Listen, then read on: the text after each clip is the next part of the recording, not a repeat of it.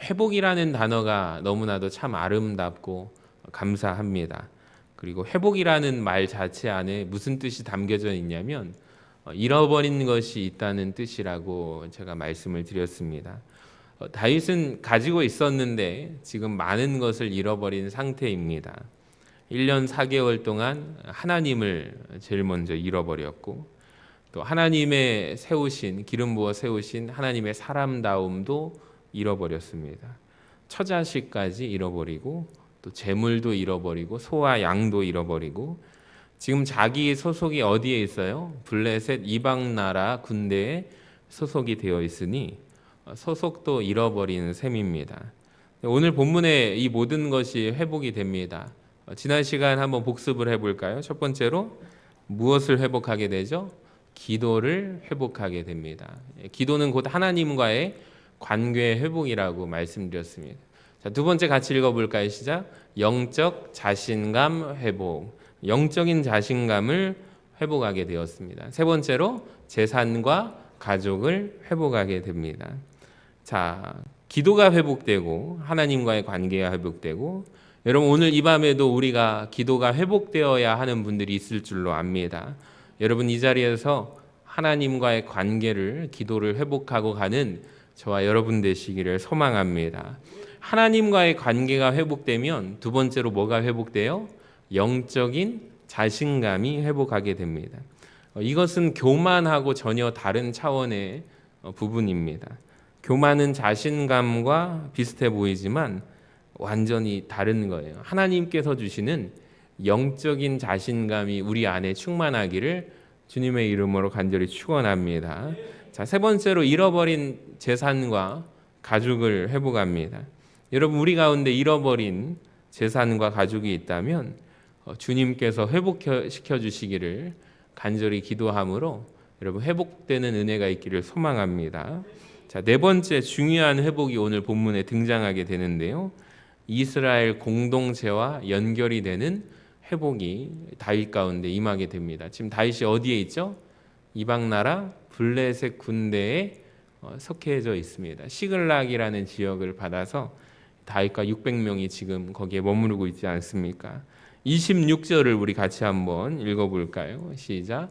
다윗이 시글락에 이르러 전리품을 그의 친구 유다 장로들에게 보내어 이르되 보라 여호와의 원수에게서 탈취한 것을 너희에게 선사하노라 하고, 여기 보시면 유다 장로들에게 전리품을 보내게 됩니다.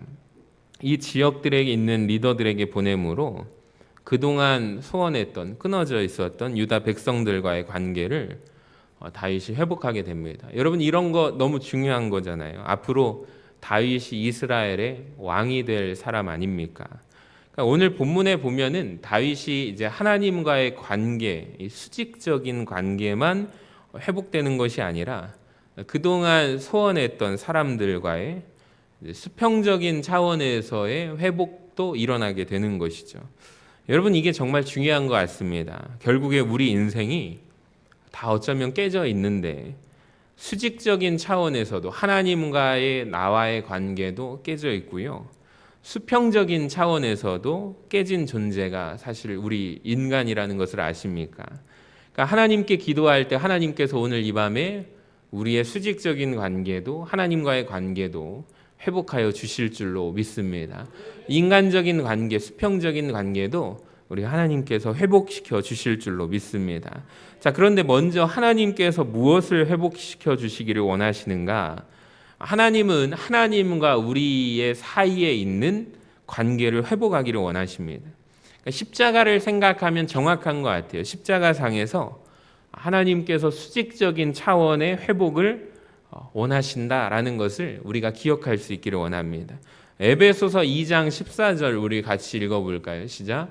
그는 우리의 화평이신지라 둘로 하나를 만드사 원수된 것 곧 중간에 막힌 담을 자기 육체로 허시고 십자가로 이 둘을 한 몸으로 하나님과 화목하게 하려 하심이라. 아멘. 그러니까 십자가 사건의 그림을 보여주시면 어떤 사건이 일어나게 되죠? 성소와 지성소를 가로막던 휘장이 여러분 찢기지 않습니까? 끊어지지 않습니까? 이제는 곧 이것은 무엇을 의미하냐면 누구든지 이제 하나님께 나아갈 수 있는 존재가 되었습니다. 할렐루야. 그래서 우리 예수 믿는 자들은 하나님과의 이 수직적인 차원의 관계 회복이 시작된 분들인 줄로 믿습니다. 하나님께서 그것으로 끝내기를 원치 않으시고 하나님께서 또 한 차원의 회복을 우리에게 원하시는데 그것이 무엇이냐면 사람과 사람 사이에 있는 미움, 사람과 사람 사이에 있는 반목과 분열, 깨어진 관계를 하나님께서 회복시키시기를 원하십니다. 그러니까 하나님께서는 어쩌면 우리 한 사람 한 사람 인생 속에 십자가를, 여러분 우리의 십자가를 세우기를 원하는데 십자가가 어떻게 생겼죠? 그림을 보시면 수직적인 차원에서 연결 기둥이 있어요. 수평적인 차원에서 연결 기둥이 있잖아요. 그러니까 이 두 가지가 다 있어야 온전한 십자가가 될 줄로 믿습니다. 그러니까 예수님을 믿는 우리에게는 이제 하나님과의 이 길이 열리게 된 줄로 믿습니다. 근데 이 기둥만 가지고는 십자가가 완성되지 아니하고 하나님은 그 다음에 우리의 깨어진 관계를 반드시 회복하기를 원하십니다. 그러니까 아무리 하나님께로 나아 있는 수직적인 시온의 대로가 열렸다 하더라도 그걸로는 십자가가 완성이 되지 않습니다. 그러니까 반드시 한 사람 한 사람 인생 가운데 십자가가 세워지기를 원하는데 하나님과의 관계가 좋은 분들, 문제 없는 분들이 참 많습니다. 근데 우리가 문제는 뭐냐면 옆 사람들하고 담 쌓고 지내는 경우가 많다는 거예요. 내가 예수 믿어서 하나님의 자녀가 되었음에도 불구하고 하나님과의 관계는 전혀 문제가 없는데 우리가 자꾸 옆에 분들과 부딪히고 또 관계가 깨어진 상태로 살아가는 우리 재직들이 많습니다. 여러분 우리는 수직적인 차원에서의 화목함과 또 수평적인 차원에서의 화목함도 모두 다 이루어야 할 줄로 믿습니다. 자, 오늘 본문 가운데 보시면 또 어떤 위기가 닥치는가? 21절을 보세요.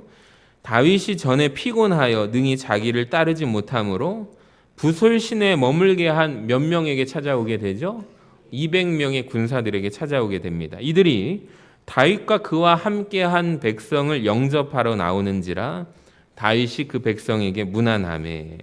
여러분 여기까지 좋은데 어떤 일이 벌어집니까? 22절에 보시면 다윗과 함께 갔던 자들 가운데 악한 자와 불량배들이 다 이르되 그들이 우리와 함께 가지 아니하였은즉 우리가 도로 찾은 물건은 무엇이든지 그들에게 주지 말고 각자의 처자만 데리고 떠나가게 하라라고 말합니다. 즉 이 말은 뭐예요? 우리가 고생해서 찾아왔으니까 우리 400명만 전쟁에 참여했으니까 우리 400명만 전리품을 나누자. 자, 그때 다윗이 뭐라고 할까요? 23절을 같이 읽어봅니다. 시작. 다윗이 이르되 나의 형제들아 여호와께서 우리를 보호하시고 우리를 치러 온 그 군대를 우리 손에 넘기셨은즉 그가 우리에게 주신 것을 너희가 이같이 못하리라. 아멘. 다윗은 분명하게 알았어요. 23절을 잘 보면 무슨 고백이 담겨 있냐면 600명 가운데 200명이 피곤했어요. 그래서 200명을 놔두고 400명이 쫓아가서 자기의 처자식들을 또 약탈당한 물건들까지 되찾아오지 않습니까? 다윗이 이런 말을 한 거예요. 우리 400명이 고생을 하긴 했지만 그건 우리가 잘해서가 아니라 하나님께서 승리하게 하셨도다. 아멘. 여러분 우리가 물론 열심히 일하죠. 열심히 교회를 섬기고 또 오늘 살림찬양단 참 너무 감사한 게 연휴 가운데 얼마나 마음이 분주하실까. 또 가정에서 각자의 역할이 다 있으실 텐데 오늘 카톡방에 보니까 차가 많이 밀리는 중에 이렇게 좀 늦을 것 같다고 하셔서 또 오셔서 또 반주자로 우리 유복희 집사님 감사하고 우리 찬양대원 한 사람 한 사람이 얼마나 귀한지 몰라요. 참 감사합니다. 우리 감사의 마음을 담아서 한번 우리 박수할까요? 감사합니다. 그러니까 우리가 이렇게 열심히 교회를 섬깁니다. 충성합니다. 저도 교회를 열심히 섬깁니다. 근데 우리가 고백할 게 하나 있어요. 오해하면 안 되는 한 가지가 있어요. 우리가 잘해서 한 것이 아니에요. 그러니까 하나님께서 우리 교회를 여기까지 인도하시고 부흥케 하셨음을 믿으시기를 바랍니다. 그러니까 이게 너무 중요한 거예요. 따라합시다. 하나님이 하셨습니다. 저는 우리 교회 안에서 내가 했습니다. 내가 했습니다. 이 말이 사라지기를 원합니다. 하나님께서 하셨습니다. 이 고백이 차고 넘치기를 원합니다. 여러분 인생 열심히 살아서 오늘 여기까지 오셨지만 하나님께서 반드시 여러분 인생에 은혜를 주셨음을 믿습니다. 여러분 아까 전에 마지막 찬양에 은혜라는 찬양을 했잖아요. 그러니까 모든 것이 하나님의 은혜예요. 하나님이 하셨다라는 거예요. 그러니까 내가 했다라고 드러내지 않기를 원합니다. 여러분 내가 했다고 말하면 안 돼요. 한 이야기를 들려드릴게요. 하늘을 날고 싶었던 개구리 이야기 아십니까? 그러니까 개구리의 소원이 하나 있어요. 하늘을 날아보는 것이 이 개구리의 꿈이었다고 합니다. 이 소망을 가지고 개구리가 살고 있는데 어떻게 하면 하늘을 날 수 있을까? 개구리가 늘 그 생각을 하는 거예요. 고민하다가 친구를 사귀었습니다. 날개 달린 새들에게 찾아가서 친구가 새 2마리랑 친구를 먹었어요. 날개 달린 새하고 친해지니까 너희들 좀 도와줘서 내 꿈이 하늘을 나는 거야. 나를 좀 날게 해줄 수 없을까? 그래서 새가 말합니다. 개구리야, 내가 어떻게 하면 너를 도와줄 수 있을까? 일단 개구리가 부탁을 한 거예요. 내가 혹시 너희 등에 업히면 어떻게 될까? 그랬더니 개구리가 몸집이 좀 컸나 봐요. 미안한데 개구리야, 네가 몸이 좀 무거워서 절대로 그건 안 될 것 같아. 거절을 했습니다. 개구리가 그러자 이런 생각을 합니다. 너희 둘이 날 수가 있잖아. 그러니까 나뭇가지 하나를 이렇게 너희가 끝에 잡고 난 어디를 잡을게? 가운데를 입으로 물을게. 그럼 너희가 나뭇가지 양쪽 끝을 부리로 무른 상태에서 날갯짓을 하면은 난 가운데 매달려 있으면 나도 하늘을 날 수 있잖아. 할렐루야. 그래서 개구리가 부탁을 했어요. 그래서 나뭇가지 하나를 가져다가 새들이 그렇게 하자라고 하고서 양쪽 끝을 새들이 물고 날기 시작하고 개구리는 어디를 무는 거예요? 가운데를 입으로 꽉 물고 셋이 이제 날기 시작합니다. 하늘을 나는 개구리를 사람들이래, 동물들이 보기 시작하는 거예요. 주변에서 난리가 난 겁니다. 우와, 개구리가 하늘을 나네. 야, 대단하다. 개구리가 어떻게 저 나는 생각을 했을까? 야, 누구 생각인지 몰라도 저 나뭇가지에 개구리를 저렇게 들고 가는 것은 정말 똑똑한 생각이야. 누가 저 생각을 했을까?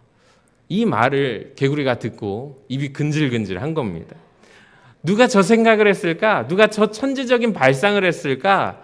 도대체 누구 생각인지 참 훌륭하다, 훌륭해. 개구리가 말하고 싶어요. 말하고 싶어 죽겠는 거예요. 그만 개구리가 참지 못하고 뭐라 그런지 아십니까? 내가 했지 하면서 개구리가 떨어져서 죽었다는 이야기가 있습니다. 이게 하늘을 나는 개구리 이야기입니다. 어쩌면 우리가 개구리랑 똑같은 것 같아요. 저에게도 이런 마음이 좀 있는 것 같아요. 사역을 하면서 우리가 드는 교만한 마음이 뭐냐면 잘 되면 다 누구 탓? 내가 잘해서 그런 것이고 안 되면 누구 탓? 하나님 탓. 여러분 우리가 그런 마음으로 사역할 때 있지 않습니까? 여러분 그러다가 떨어져 죽습니다. 그러니까 우리 인생에 하나님께서 은혜 베풀어 주시지 않았다면 여러분 우리는 여기까지 못 온 줄로 믿습니다. 그러니까 하나님께서 우리를 보호하시는 거예요. 하나님께서 우리를 함께 동행하여 주셔서 어려움을 넘겨 주신 줄로 믿습니다. 따라합시다. 하나님이 하셨습니다. 여러분 우리 이 고백이 우리 입술에 마르지 않는 은혜가 있기를 주님의 이름으로 간절히 축원합니다. 자, 그래서 다윗이 이 지금 위기 가운데 있는 거예요. 분열 가운데 있는 거예요. 쪼개질 수도 있는 거죠.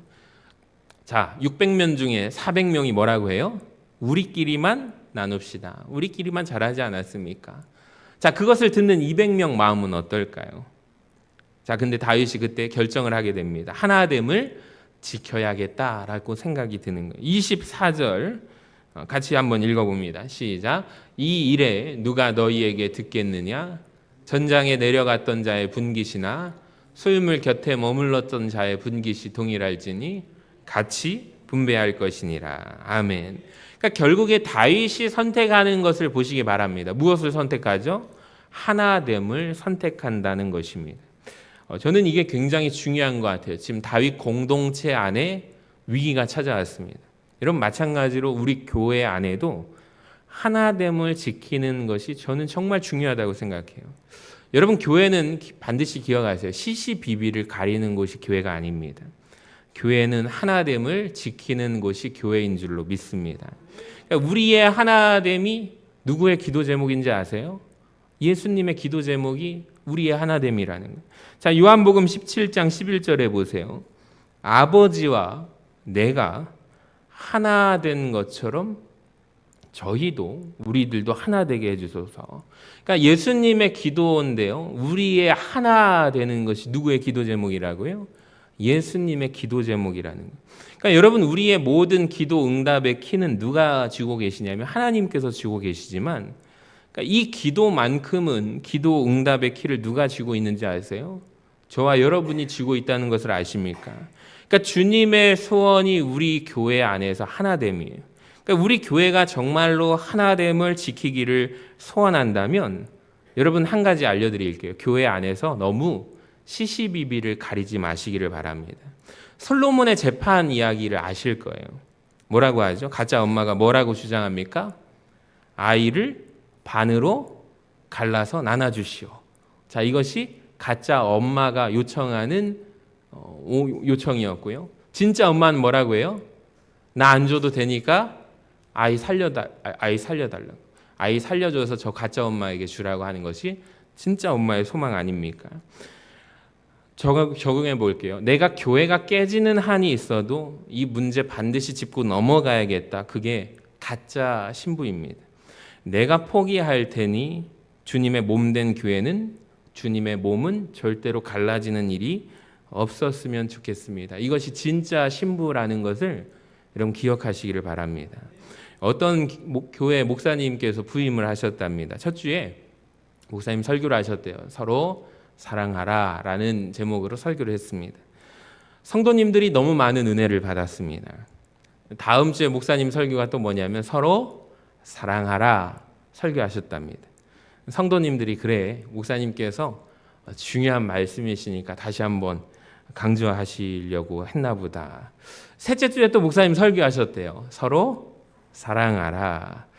이제 슬슬 교회 안에서 여기저기에서 불만이 나오기 시작합니다. 또 목사님이 넷째 주에 서로 사랑하라. 어떻게 그렇게 잘하세요? 그랬더니 이제 교회 안에서 이런 세력이 생겨났습니다. 저 목사가 설교 준비를 전혀 하나도 안 하는구나. 경고를 했답니다. 목사님 한 번만 똑같이 다음 주에 그 설교하면은 당신 교회에서 목회 못할 줄 아십시오 하고 선포장을 놨다고 합니다. 또 목사님 또 그 다음 주에 서로 사랑하라 설교하셨답니다.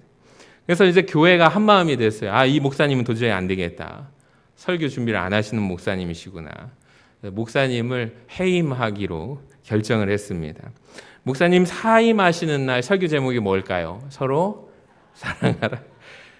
똑같은 설교를 듣는데 그날 성도들이 많은 은혜를 받았답니다. 하나님이 은혜 주셔서 성도님들 가운데 여기저기에서 탄식을 하는 거예요. 야, 우리가 진짜 사랑하지 않으니까 하나님께서 이 주의 종을 보내서 서로 사랑하라고 계속 우리에게 말씀을 주셨던 거구나. 이 문제가 해결되기 전까지 계속해서 들으라는 말씀이구나. 그래서 회개하고 목사님을 찾아가서 교인들이 목사님 저희가 잘못했습니다. 다시 우리의 담임 목사님이 되어주시기 바랍니다. 자, 그래서 교회가 하나 되어서 서로 사랑하기 시작했다고 합니다. 할렐루야. 자, 그 다음 주에 목사님 설교 제목은 뭔지 아십니까? 11조 하라 였답니다. 여러분 이런 우스갯소리가 있어요. 자, 제가 또 말씀을 묵상하면서 잘 주목하지 않은 한 가지를 주목해 보고 싶은데요. 오늘 본문 말씀을 잘 묵상해 보니까 한 부류의 사람들이 있습니다. 어떤 사람들이냐면 낙오자들, 그리고 뒤처진 자들이 있었다는 것을 알게 됩니다. 자, 오늘 본문에 보시면 한 사람들이 어떤 사람들이냐면 아파서 버려진 한 애굽 사람, 아말렉 사람의 종이었던 사람이 있잖아요. 이 사람이 분명하게 뒤처진 사람, 낙오자입니다. 아파서 못 쫓아간 것이죠. 무리에게 버림받은 한 소년이 나옵니다. 또 한 부류의 뒤처진 사람들이 등장합니다. 어떤 사람들이죠? 아까 전에 600명 가운데 피곤해서 가지 못했던 200명의 사람들, 부솔 시내에 남겨져 있던 다윗의 무리들이었습니다. 이 사람들도 역시 뒤처진 자들입니다. 체력이 안 돼서 뒤처진 사람들입니다. 공통점이죠. 오늘 본문에 보시면 아주 재밌게도 두 부류의 사람이 한 가지의 공통점을 가지고 있는데 뒤처진 사람들이라는 공통점입니다. 근데 잘 보시면 다윗이 급박한 상황 가운데 이 뒤처진 자들을 외면하지 않아요. 주의 깊게 본다는 것이죠. 11절을 보세요. 무리가 들에서 애굽 사람 하나를 만나 그를 누구에게로 데려가죠? 다윗에게로 데려다가 떡을 주어 먹게 하며 물을 마시게 하고 12절 그에게 무화과 뭉치에서 뗀 덩이 하나와 건포도 2송이를 주었으니 그가 밤낮 사흘 동안 떡도 먹지 못하였고 물도 마시지 못하였음이니라. 그가 먹고 정신을 차리매. 여러분 지금 잘 생각해 보시면 이 상황이 어떤 상황입니까? 시글락에서 자기의 처자식이 잡혀간 상황입니다. 1분 1초가 굉장히 급한 상황입니다. 그런데 지나가는데 길가에서 무리에서 버려진 한 애가 있습니다. 아파서 끙끙 앓고 있는 소년이 있어요. 그 모습이 눈에 보이는 것입니다. 여러분 솔직히 한번 우리가 인정해 봅시다. 그 사람을 누가 돌보겠습니까? 그럴 여유가 있을까요? 저는 없다고 결론을 내렸어요. 이건 왜 그러냐면 불가능한 일이 아닐까요? 여러분 우리가 평소에 마음이 급하지 않을 때에도 어려운 사람들, 노숙자들이라든지 다 거리에 있는 그 사람들을 한 명 한 명 다 도울 수가 없잖아요. 우리가 다 지나쳐가는 우리의 모습인데 하물며 지금 우리가 급박하자 합니다. 다급합니다. 지금 내 처자식이 살아 있을까 죽었을까도 모르는데 지금 찾으러 가는 어디로 가는지도 모르는 와중에 길을 가다가 한 애굽 사람의 종이 그것도 보니까 병들어서 길에 버려져 있는 것입니다. 누워 있는 모습을 보고서도 여러분 어떻겠습니까? 이 사람을 돌보겠습니까? 보살피겠습니까? 다윗을 보면은 우리하고 좀 다른 것 같아요. 쉽게 지나치지 못합니다. 자, 또 하나 지금 600명 중에서 굉장히 급한 상황 가운데 한 명이라도 더 빨리 데리고 가야 하지 않을까요? 근데 다윗의 눈에 어떤 사람들이 보이기 시작하냐면 체력이 바닥나서 너무 힘든 사람들, 200명 정도 가량의 군사들의 모습이 눈에 들어오는 것.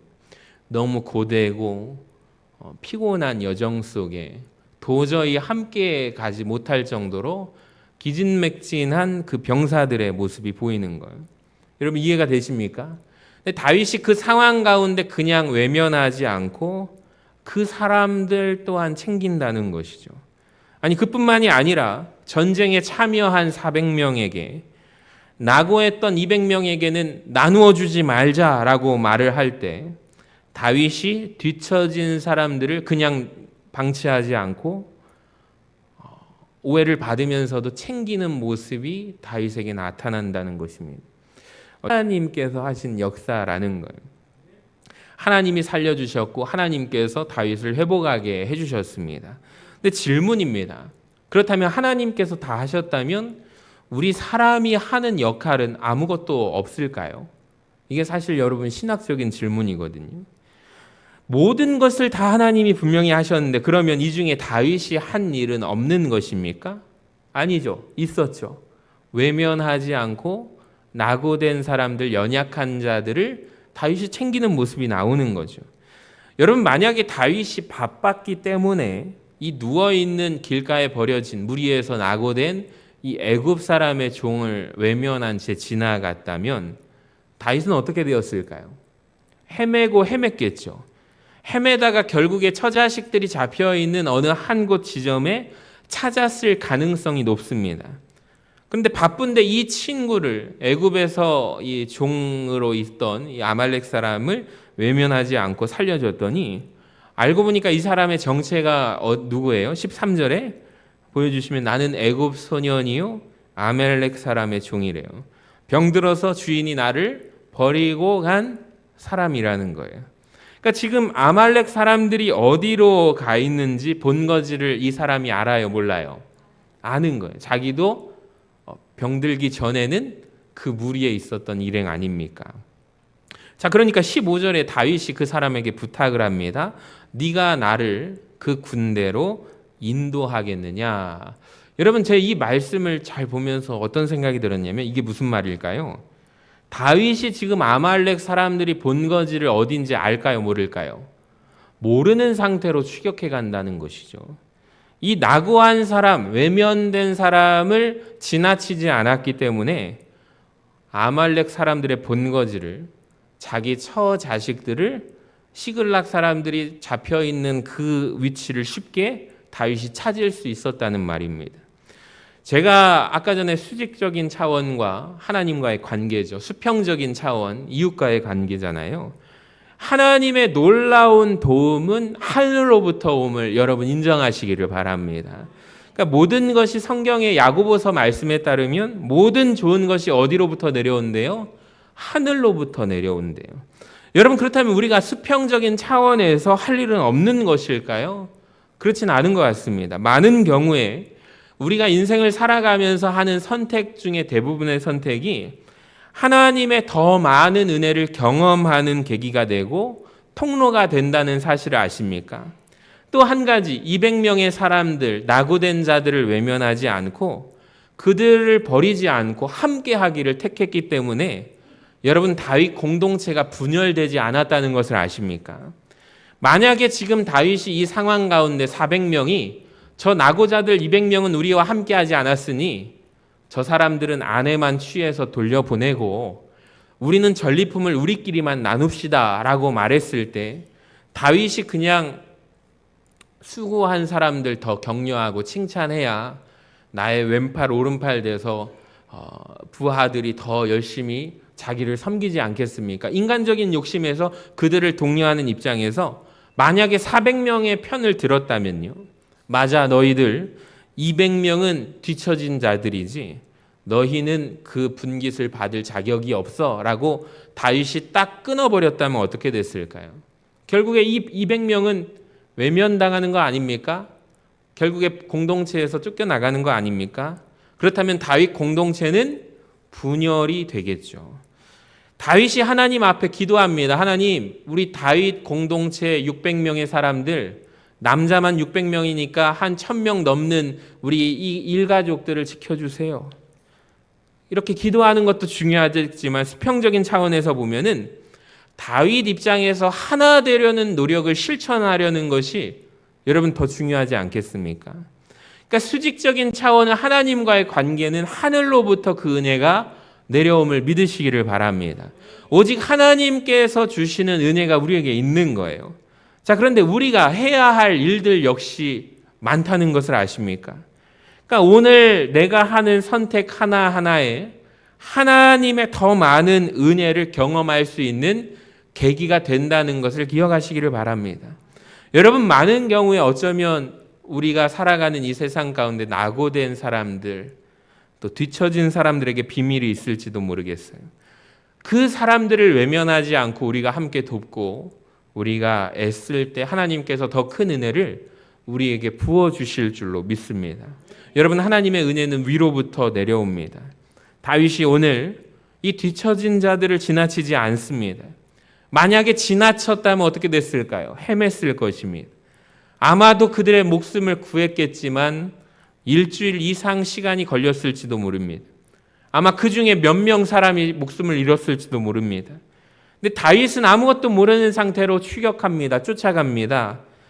아말렉 사람들의 말 발자국과 또 사람들의 발자국을 쫓아서 쫓아갑니다. 근데 여러분, 참 감사한 것은 이 낙오된 사람들을 외면하지 않았기 때문에 그가 찾았다는 것을 인정할 수밖에 없는 것. 사랑하는 여러분, 하나님의 은혜가 위로부터 내려옴을 기억하시기를 바랍니다. 어쩌면 우리 인생에서 경험할 수 있는 많은 은혜가 내가 인생을 살아가면서 오늘 다윗처럼 수평적인 차원에서 사람들과의 관계의 차원에서 내린 결정과 여러분 우리가 관계가 있을지도 모르겠어요. 여러분, 우리 인생에서 어차피 하나님의 뜻은 이루어지지 않을까요? 예를 들어서 그것을 비유해 보면 서울에서 지금 전주로 가는 기차를 탔다고 한번 생각해 봅시다.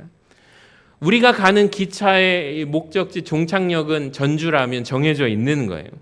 우리 인생을 향한 하나님의 뜻이 정해져 있습니다. 그런데 기차 안에서 경험하는 수만 가지의 일들이 있습니다. 여러 가지 일들이 발생할 수 있죠. 기차 안에서 누군가는 반대쪽, 기차가 달리고 있는 방향 반대쪽으로 걸어갈 수도 있는 것이고, 기차 안에서 누워서 잘 수도 있는 것이고, 음식을 주문해서 뭘 먹을 수도 있는 것이고, 전혀 모르는 옆 사람과 함께 대화를 나누면서 갈 수도 있는 것입니다.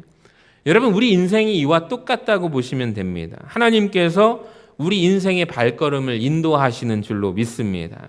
여러분, 우리가 인생에서 내리는 선택과 많은 은혜는 어쩌면 하나하나의 선택과 관련되어 있는지도 모르겠어요.